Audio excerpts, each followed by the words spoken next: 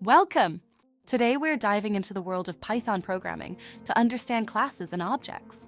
These are fundamental concepts that help structure your code efficiently, making it easier to manage and expand. In Python, a class acts as a blueprint for creating objects.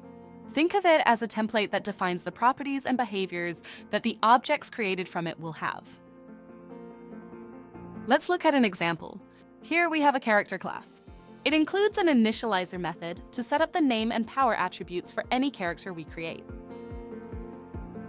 The character class also has an attack method. This method allows any character object to perform an action, like attacking using its defined power attribute. Now we create a hero object from the character class. This hero has a name and a power level, and we can call its attack method to see it in action.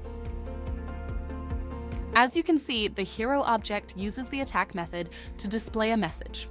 This demonstrates how objects can interact with their methods and attributes. Classes and objects are powerful tools in Python. They help organize your code, making it more readable and maintainable, especially as your projects grow in complexity. I hope this introduction to classes and objects has been helpful. Keep practicing, and you'll soon master these essential programming concepts. Thanks for watching!